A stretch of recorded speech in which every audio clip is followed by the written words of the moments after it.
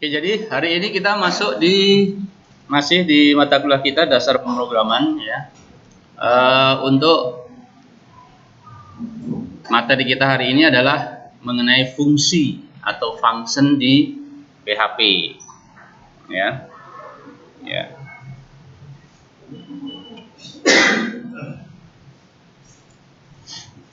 Nah, tujuan pembelajaran kita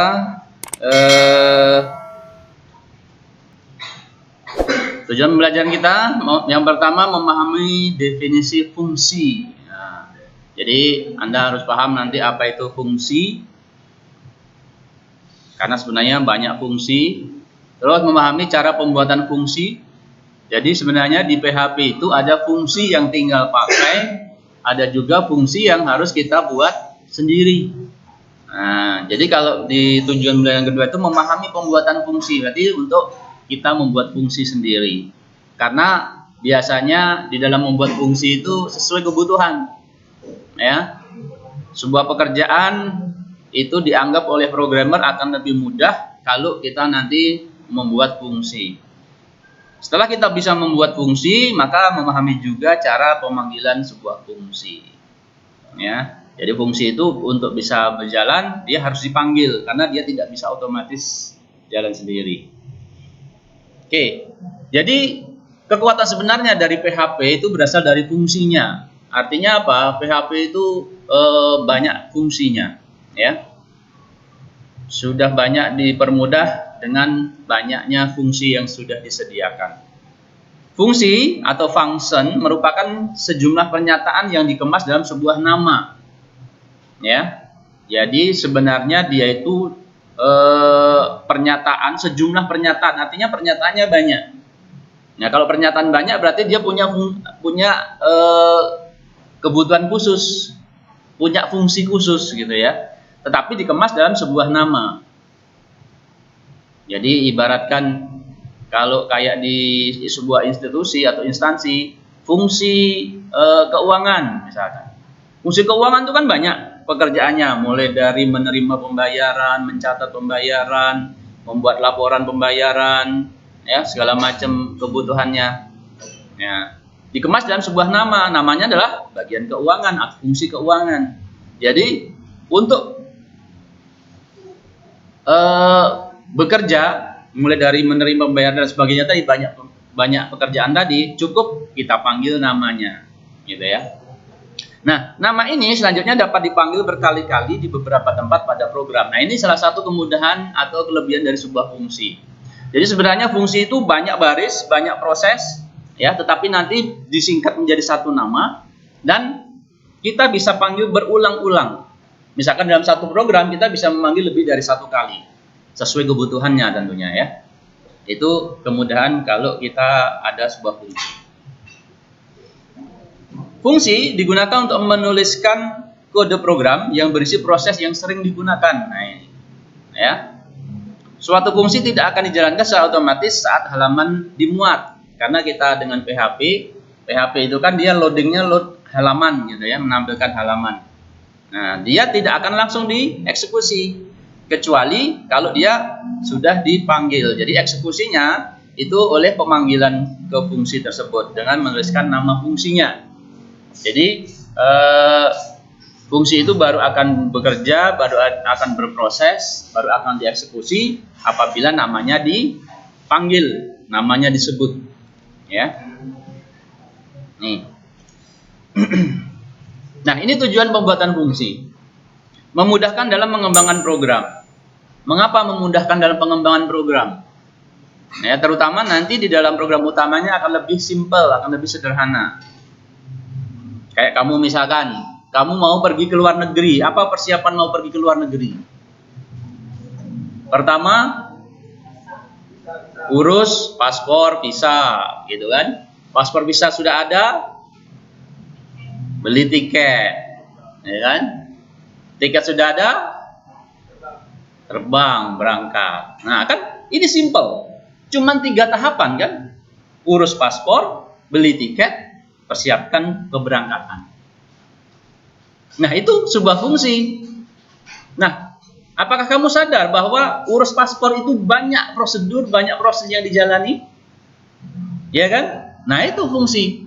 Kalau kita buat fungsi urus paspor, kita mudah aja manggilnya urus paspor. Tapi ternyata di dalamnya banyak sekali. Mulai persiapkan data diri, siapkan foto, siapkan duit, siapkan biodata segala macam, ya kan? Mungkin keterangan kesehatan, kan banyak sekali. Nah, itu gambaran sebuah fungsi. Fungsi cuma satu, tapi di dalamnya banyak proses. Dan kalau kita sudah punya agen atau orang yang kita percaya untuk membuat paspor, cukup panggil namanya kan, oh aku nak buat paspor lagi. Untuk anakku, oh aku nak buat paspor lagi untuk anakku yang kedua. Dengan adanya fungsi memudahkan kita, gitu kan? Ya, gambarannya seperti itu. Kemudian menghindari tujuan pembuatan fungsi, menghindari penulisan program yang sama secara berulang-ulang. Jadi kita sering membuat program itu, proses ini tulis lagi, proses ini tulis lagi. Nah, kalau sampai kejadian seperti itu, akan lebih efektif kalau proses tersebut kita buat fungsinya. Karena dengan buat fungsi cukup manggil namanya, proses itu akan dikerjakan seluruhnya. Terus sehingga menghemat ukuran program. Ya, menghemat ukuran program. Kalau kita nulis program berulang-ulang kan akan banyak baris program yang akan tersedia, yang harus kita tulis. Tapi dengan fungsi akan sangat menghemat. Mungkin harusnya 1000 baris bisa tinggal 500 baris karena dalam pembuatan programnya kita udah wujudkan dalam bentuk fungsi, gitu ya. Oke, ini tujuan pembuatan fungsi. Jadi sebenarnya fungsi itu ya program kayak biasa. Nah, tetapi ada kemungkinan program itu, proses itu sering dipanggil berulang-ulang. Maka akan lebih efisien kalau kita buat sebuah fungsi. Nah, di PHP sebenarnya sudah banyak fungsi yang disiapkan. Nah, fungsi yang tinggal pakai itu disebut dengan built-in function. Pernah kamu buat program sin? Kamu tidak tahu kan di dalam sin program fungsi sin cos, fungsi-fungsi apa ini mah trigonometri ya. Nah, ini kan rumusannya kan banyak. Tapi karena udah diwujudkan dalam bentuk fungsi, kita tidak tahu menahu. Pokoknya sin dalam kurung berapa, kita udah tahu dapat hasilnya, gitu kan. Kayak tadi kamu manggil yang biasa bikin paspor, tolong aku buat paspor untuk anakku. Dapat paspor kita tidak tahu prosesnya seperti apa kan? Itu. Fungsi string, menghitung jumlah huruf itu strlen. String to upper, merubah karakter menjadi huruf kapital upper. Ya, gimana prosesnya? Kamu tidak pernah tahu kan? Karena ini fungsi ini udah disiapin oleh PHP. Kita tinggal pakai. Fungsi string banyak sekali. Ya. Fungsi tanggal dan waktu. Nah, kita membuat data tanggal itu nggak bisa sembarangan ya. Karena tanggal itu kan punya aturan. Untuk bulan 1, 3, 5, 7, 8, 9, 8, 9, berapa lagi? 10, 8, 10, 12 ya.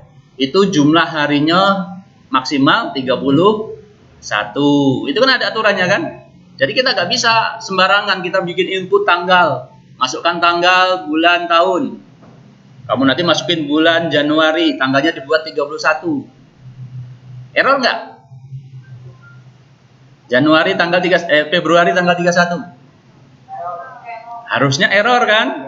Tapi kalau tidak menggunakan fungsi yang benar, ya pasti masuk-masuk aja.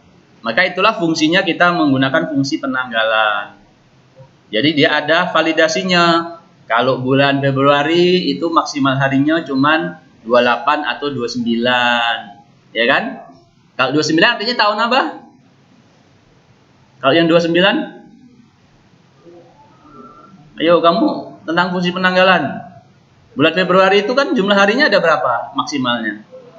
28. Kadang 29 kan? Kapan dia itu 29? 4 tahun sekali. Disebut tahun apa itu? Tahun kabisat. Tahu prosesnya? Nah, tahu prosesnya? Tidak tahu. Oh, sudah tahu. Tahun Kampisat itu adalah tahun yang habis dibagi 4. 2022 Kampisat atau bukan? Bukan. Kenapa bukan? Karena 2022 tidak habis dibagi 4. Ya kan? Nah, ini tanggal itu nggak bisa validasi, nggak bisa main-main gitu ya. Jadi makanya ada fungsi yang nanti bisa memvalidasi tanggal. Kalau masukin tanggal salah itu nanti tidak diterima. Fungsi database macam-macam, MySQL Connect, fungsi query dan sebagainya. Dan sebagainya banyak sekali, ada sekitar 1000 lebih fungsi built-in yang disiapkan oleh PHP. Sebenarnya sudah lengkap, sudah banyak. Tapi yang namanya kita programmer itu fungsi kadang-kadang masih saja kita masih saja butuh fungsi-fungsi karena teknik pemrograman kita itu berbeda-beda. Maka di PHP kita juga bisa membuat fungsi sendiri, ya. Nah, kalau membuat fungsi sendiri itu juga harus paham, ya. Nama fungsi tidak boleh sama dengan nama fungsi yang sudah ada. Pasti ya, kayak membuat nama variabel, membuat nama fungsi itu tidak boleh menggunakan nama yang sama dengan yang sudah ada, built-in function ataupun perintah-perintah di dalam PHP. Aturan penamaan fungsi sama dengan aturan penamaan variabel, bisa dikatakan sama, ya. Tidak boleh diawali dengan angka, tidak boleh menggunakan spasi gitu ya. Dalam pembuatan aturan penamaan fungsi itu sama dengan penamaan variabel. Jadi yang itu saya harapkan Anda sudah bisa memahami. Nah, sekarang bagaimana mendeklarasikan sebuah fungsi? Fungsi yang akan kita buat sendiri. Nah, ini bentuk kita membuat fungsi sendiri deklarasinya. Diawali dengan function, ya. Kemudian kurung kurawal buka, kurung kurawal tutup sebagai akhir sebuah function, ya.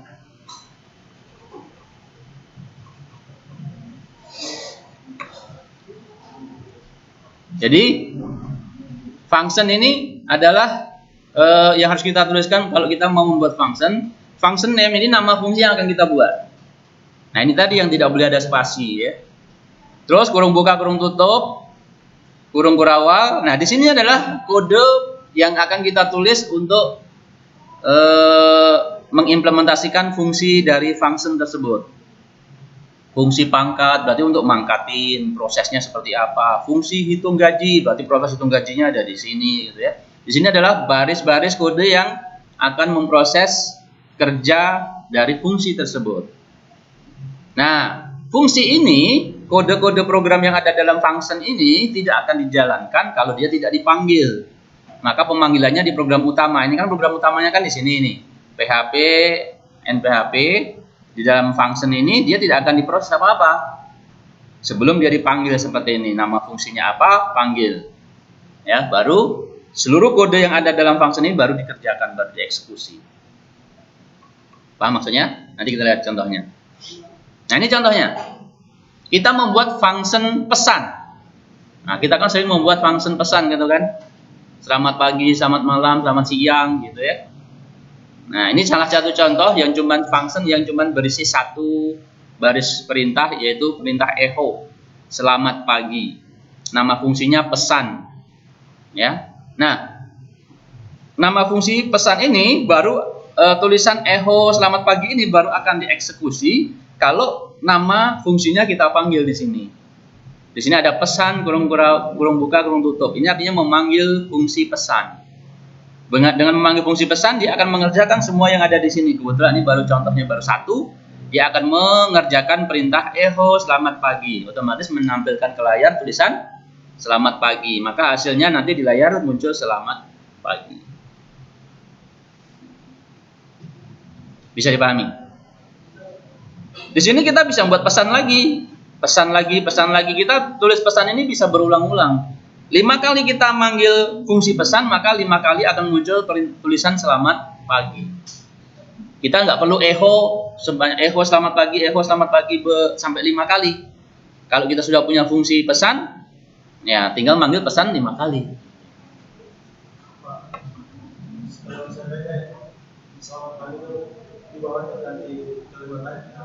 Boleh. Makanya di sini yang nama isi dari fungsi ini bisa lebih dari satu baris. Ini bisa banyak di sini function di sini. Tapi biasanya namanya function itu punya tugas khusus. Ya, tidak yang umum. Misalkan function hitung tunjangan, berarti proses di dalamnya cuma hitung tunjangan. Function hitung potongan, isinya cuma hitung potongan. Jadi begitu dipanggil hitung tunjangan, langsung mengembalikan nilai ini total potongannya. Ya, itu sebuah fungsi. Jadi fungsi itu kayak pembantu ibaratnya gitu ya. Tolong hitung semen yang ada di gudang, ya kan? Kita manggil fungsi kan mudah kan, daripada kita ngerjain sendiri. Kalau kita nggak manggil fungsi, kita ngerjain sendiri. Ngitungi semen yang ada di gudang, semennya datanya ada 2000 sak. Wah, mana kamu ngitungnya? Sehari, setengah hari mungkin belum kelar kamu ngitung dewek. Tapi kalau kita sudah punya pegawai bagian gudang, kamu cukup panggil fungsi bagian gudang, kepala gudang. Pak Gudang, tolong semen kita yang di gudang ada berapa? Nah, mudah, karena kita pakai fungsi. Prosesnya, prosesnya tetap sama, tetapi dengan mengalihkan ke fungsi itu memudahkan di bagian utamanya. Bos lebih mudah. Tolong kamu bagian gudang hitung persediaan semen. Kamu keuangan, tolong hitung saldo kita hari ini, saldo duit kita hari ini. Kita nak bangun gedung baru, misalkan ya. Nah, kamu bagian anggaran, tolong cek anggaran kita untuk tahun ini harus mengeluarkan duit berapa. Kan simple. Tapi fungsi-fungsi tadi yang begawi secara detail. Ya, itu gambaran sebuah fungsi. Ya, nanti akan kita lihat.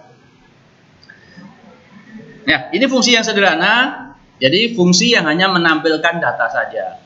Begitu fungsi itu dipanggil, menampilkan tulisan ke layar. Ini tulisannya bisa macam-macam. Selamat pagi, pokoknya tampilan apa aja bisa. Ya. Nih. Paham ya ini ya?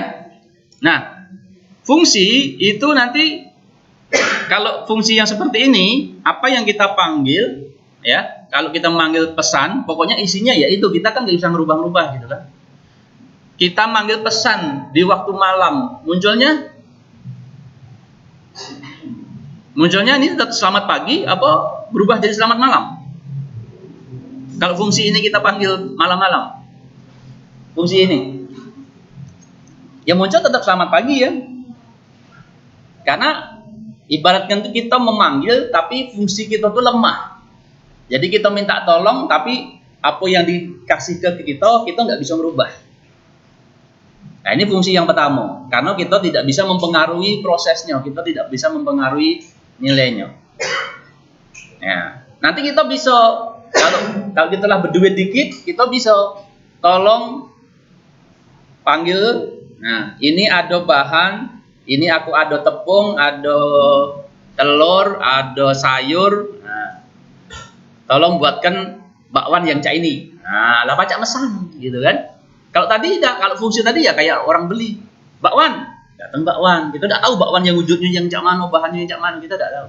Ini fungsi yang sekarang ini, artinya kita memanggil fungsi tanpa bisa mempengaruhi nilainya, tanpa bisa mempengaruhi prosesnya.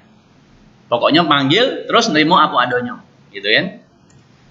Nah, sebenarnya kita nanti bisa memberikan data ke fungsi sehingga fungsi itu bekerja sesuai keinginan kita yang memanggil.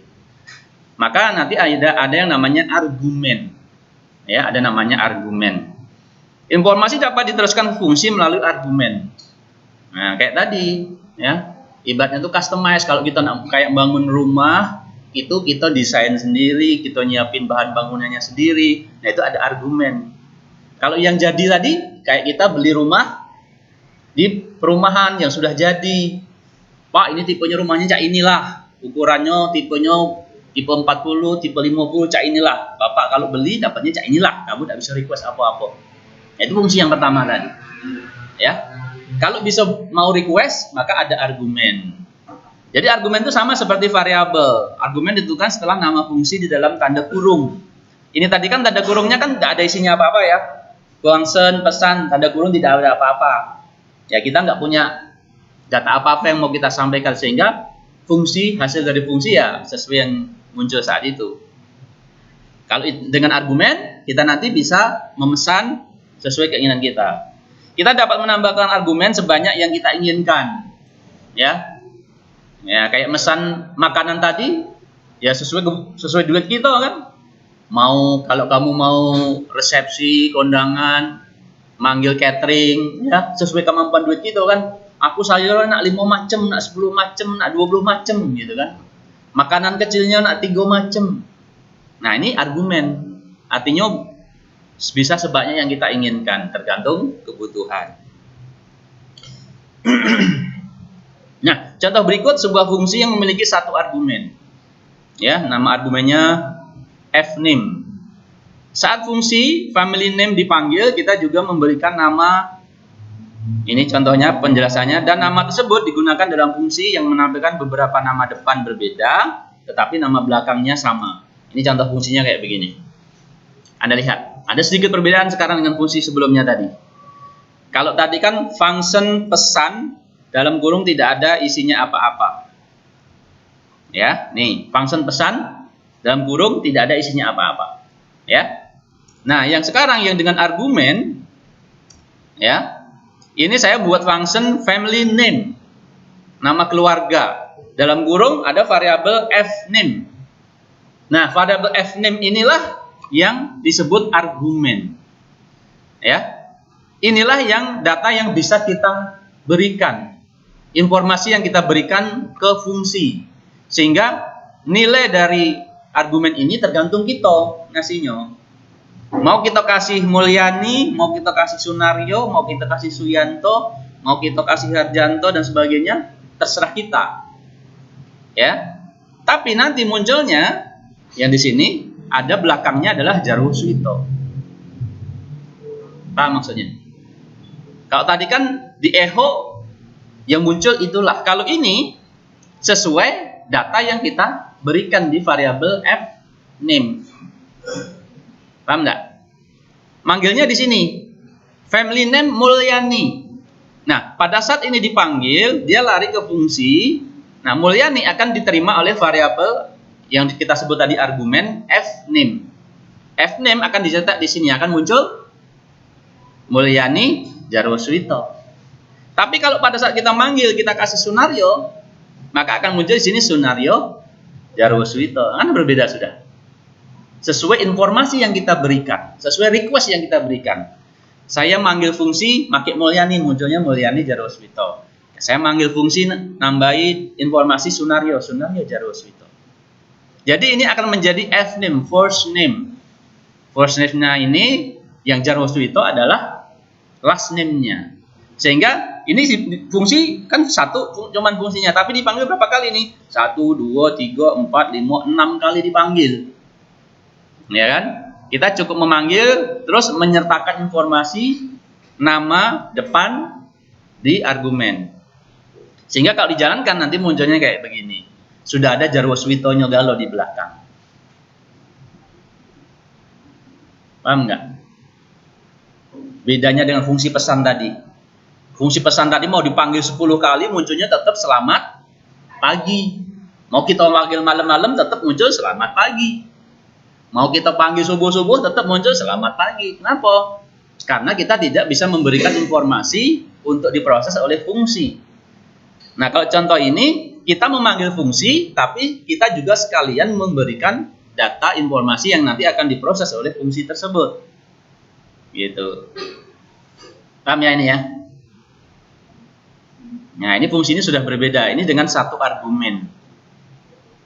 Ya, fungsinya satu, tapi bisa menampilkan hasil yang berbeda-beda sesuai informasi yang kita berikan. Paham ya? Nah, jadi hasilnya seperti ini. Nah, ini contoh yang berikutnya, fungsi dengan dua argumen. Argumen tadi kan bisa sebanyak yang kita inginkan. Kalau ini tadi cuma ada first name, ini ada year, ada tahun lahirnya. Gitu kan? Di proses fungsi, di situ mencetak first name Jarwo Suwito, lahir pada tahun, year. Ini adalah informasi yang akan berubah-ubah sesuai pada saat pemanggilan fungsi. First name-nya sama tahun lahirnya. karena ada dua argumen di sini, maka pada saat manggil juga kita harus memberikan dua informasi. Karena di sini ada dua variabel, variabel ini pada saat dipanggil harus ada nilainya. Ya, harus ada nilainya. Maka pada saat manggil kita juga memberi dua nilai. Paham? Jadi ini memanggil itu memberi nilai, pas ke sini dia menerima nilai. Mulyani akan diterima oleh fname, 65 akan diterima oleh year. Sehingga nanti kalau dipanggil pada saat family name Mulyani 65 munculnya adalah Mulyani Jarwoswito, lahir pada tahun 1965. Pada saat dipanggil dengan informasi Sunario 69, maka akan muncul Sunario Jarwoswito, lahir pada tahun 1969. Begitu seterusnya. Ada dua yang sudah bisa kita pengaruhi proses yang berada di dalam fungsi dengan kita menambahkan dua argumen. Paham? Kalau mau 3 bisa, 4 bisa. Tidak ada batas. Tidak ada batas. Jadi sesuai kebutuhan. Kalau macam nama tanggal, nama bulan berarti tinggal tambah dari Iya. Jadi kalau mau ada tanggal, bulan, tahun, ya tinggal nambahin di sini. Jadi argumen ini tidak terbatas, bisa sebanyak yang kita inginkan, sebanyak kebutuhan proses yang kita inginkan, gitu ya. Nah ini contoh yang dua argumen. Nah ini jadinya begitu di running, maka akan muncul Mulyani Jarwoswito. Ini dengan memanggil satu nama fungsi, tapi bisa memunculkan informasi yang berbeda-beda sesuai informasi yang kita berikan ke dalam fungsi tersebut. Paham ya? Nah ini nama keluarga saya ini. Dari kakak pertama, kakak kedua, saya, adik saya. Jaraknya jauh ini ya. 73 ke 82. Bungsu tidak jadi saya. Nah ini salah satu contoh saja. Oke. Bisa dipahami? Itu tadi fungsi-fungsi dengan argumen. Ya. Ya. Fungsi-fungsi dengan argumen ini, ya. Fungsi kita panggil menampilkan hasil, gitu aja. Ya. Nah, ada juga fungsi yang menghasilkan nilai. Kalau ini kan fungsi ini kan tidak menghasilkan nilai ya, dia hanya menghasilkan hasil tampilan ya. Tidak ada nilai yang dihasilkan. Misalkan dia menghasilkan nilai baru apa gitu ya. Kita kayak tadi kan kita ngirimin tepung, sayur, telur, pas balik ke kita muncul bakwan. Ya kan berarti kan ada proses, ada nilai baru gitu ya. Ya. Nah, kalau di dalam program ini, inilah nanti yang namanya ada return value. Punya nilai kembalian, nilai balik. Nilai balik ini biasanya adalah nilai hasil proses di dalam sebuah fungsi.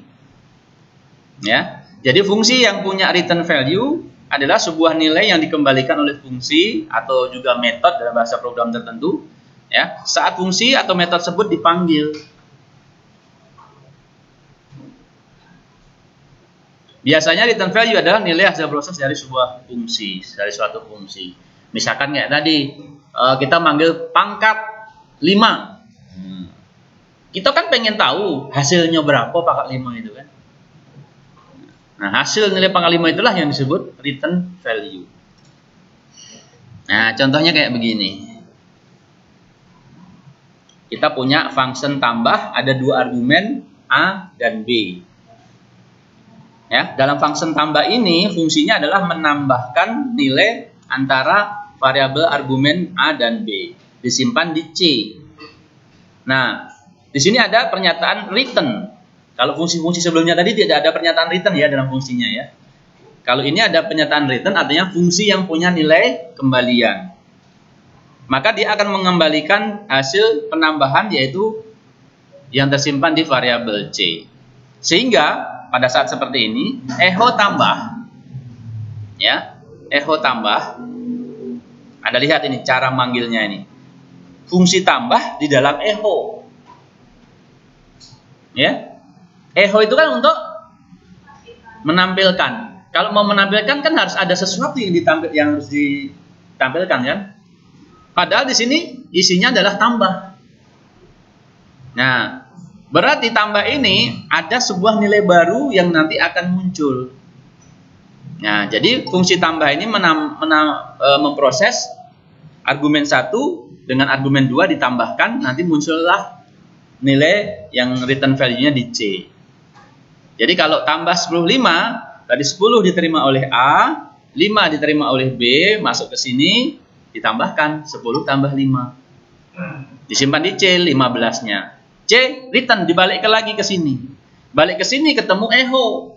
Echo kan menampilkan, maka 15-nya akan ditampilkan. Bisa dilihat perbedaannya, 3 bentuk fungsi tadi, 4 bentuk fungsi, fungsi pesan, fungsi apa tadi? Family name tadi ya. Sekarang ada fungsi tambah, ada return di sini pernyataannya. Echo tambah 34 munculnya 7. Karena akan menambahkan nilai yang ada di dalam argumen di sini.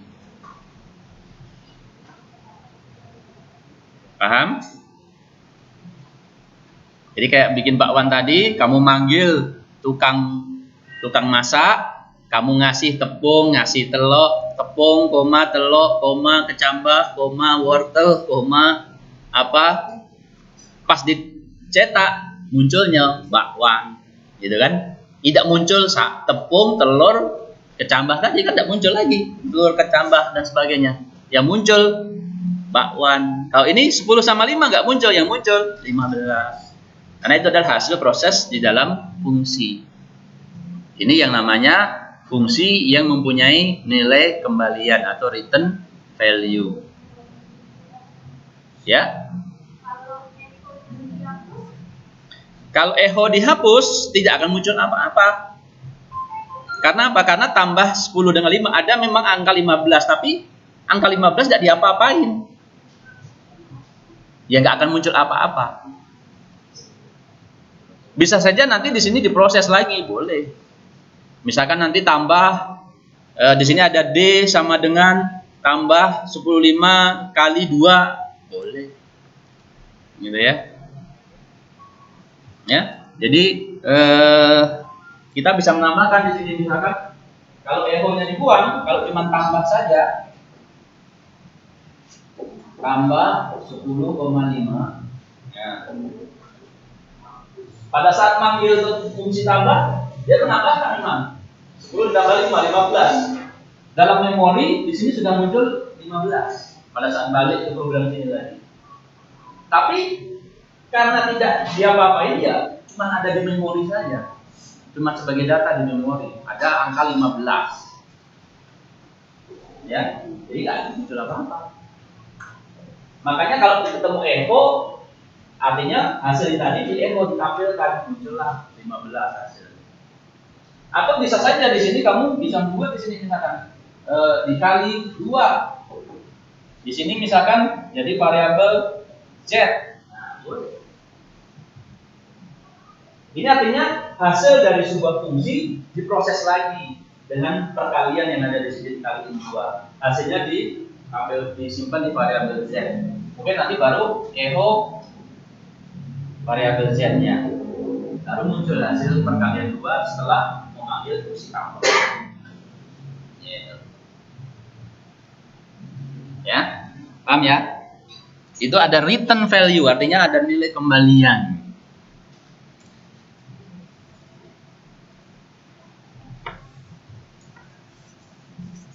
Nah, sekarang ada nilai default. Kalau yang namanya argumen ini, ya, kalau kita nggak ngasih error. Tambahkan ada argumennya A dengan B. Sehingga kalau pada saat kita memanggil di sini kita tidak memberi nilai untuk A dan untuk B, maka akan error. Ya.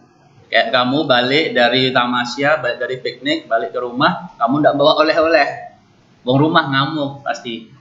Wong di rumah kamu nih pergi ke Batam, Malaysia, Singapura, balik bawa tangan kosong. Nah, karena tadi pada saat kamu pergi, kamu sudah dikasih bekal. Ini duit untuk beli ini, kamu balik tangan kosong. Nah, error jadinya.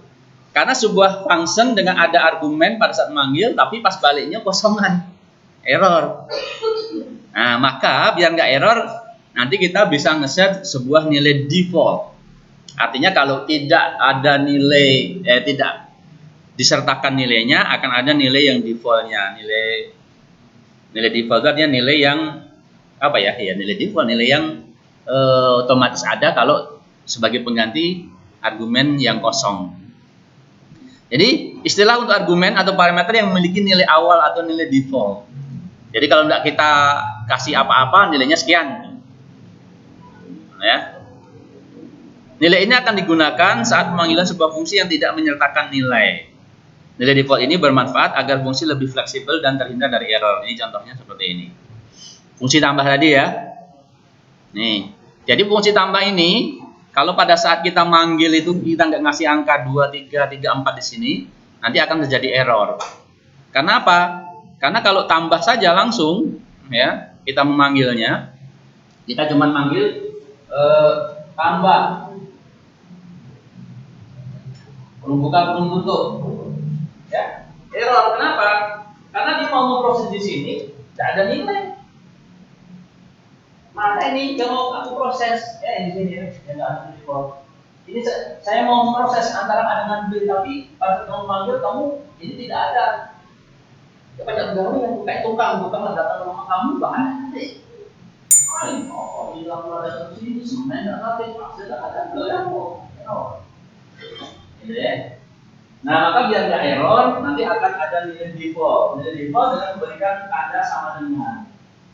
Jadi nilai A, nilai B, kalau ada sama dengannya ini merupakan nilai default. Artinya kalau pada saat manggil tambah itu tidak ada nilai yang diberikan, tadi dia bikin nilai default. Ya, kayak kamu kayak tadi punya developer, punya tukang, pokoknya buatkan aku kamar situ. Kata dari pasal apa Pak? Keramiknya nanti apa? Klosetnya nanti apa? Udah pokoknya dibuat deh. Nah, artinya udah disiapin oleh tukangnya. Jadi itu. Jadi kalau dia punya nilai default, dia tidak akan error. Udah Pak, kalau Pak tidak ngasih berarti aku harus beli direct, gitu kan? Aku siapin. Nah, jadi developernya yang nyiapin. Nih. Jadi dengan adanya nilai default ini, akhirnya nanti walaupun memanggil dengan tidak ada nilainya, dia tidak error. Tapi dia akan pakai default 5 sama 10. Kalau cuma ngasih 2, berarti nilai pertama yang dikasih. Berarti A-nya cuma 2. Berarti 10-nya pakai yang nilai keduanya, argumen keduanya pakai yang default. Sehingga 2 sama 10. Jadinya 12.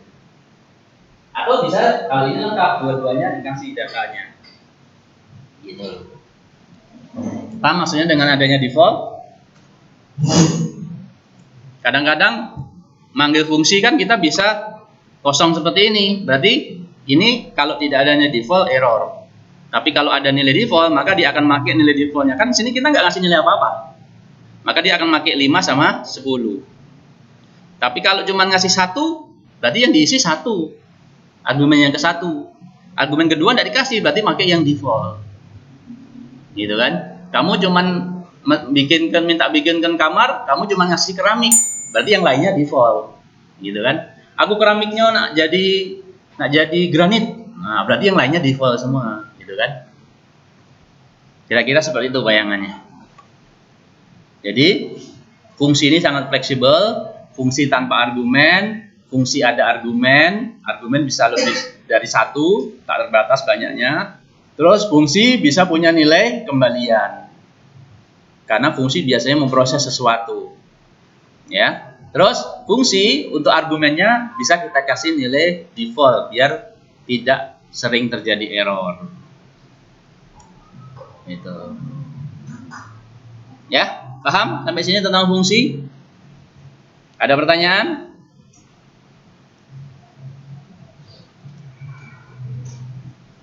Nah, jadi ini tentang fungsi, ya. Pemakaiannya sangat fleksibel, pemakaiannya sangat tergantung dengan kasus kebutuhan sistem yang akan kita bangun, program yang akan kita bangun. Ada pertanyaan?